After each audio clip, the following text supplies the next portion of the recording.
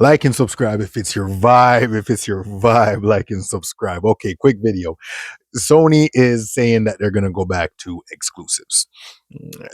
Obviously, I don't care that much. I did release a video saying I don't like exclusives that much. I do get why companies would want to hold on to their first party exclusives because they need to have a reason to have you buy their console, especially if hardware is a thing. Yes, I've talked about this. I'm not going to get into it.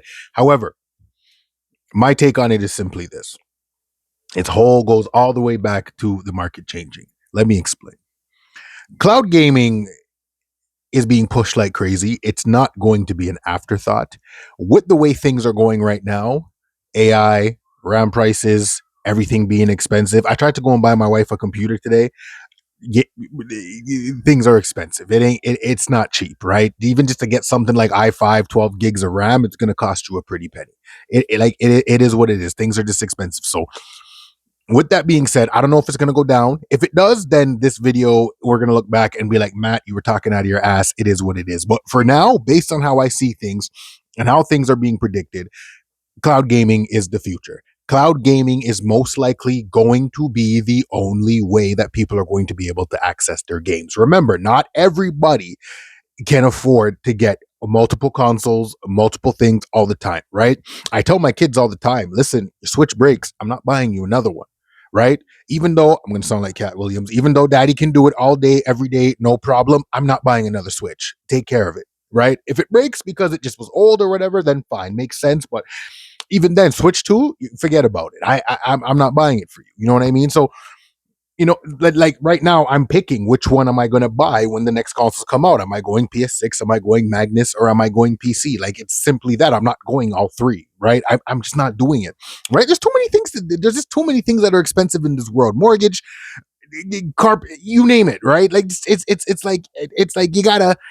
Gaming is becoming a little bit out of reach, but again, if you have access to the cloud, you can play on whatever you want, right? You want to play on your phone, you want to play on your tablet, you want to play on your console, whatever. You know what I mean? I have a buddy who did not upgrade. He has an Xbox One X. He did not upgrade to a Series X. He did not. He does everything through the cloud. He subscribes to Game Pass and he does everything through the cloud.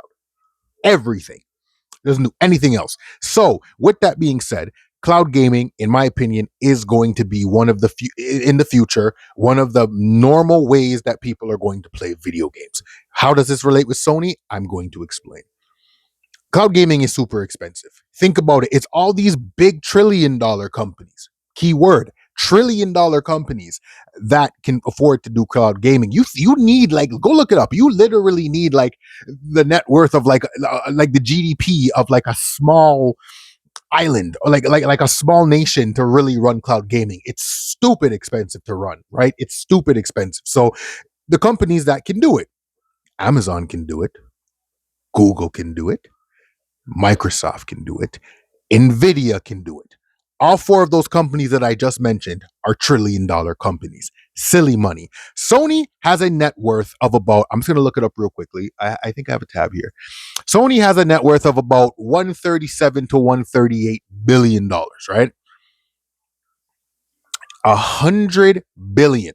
This is what I was saying before. 100 billion. Sorry, 31 billion of that money is what PlayStation generates. So when I tell you Sony needs PlayStation to be successful, they do. So the point that I'm trying to make, Sony can't afford to run cloud gaming the way Xbox, Nvidia, and all these places do. What that also means is people who are running cloud gaming with that kind of $1 trillion money can do whatever. They don't need exclusives, but so they don't need you to buy the console, if that makes sense. That they don't need you to buy it.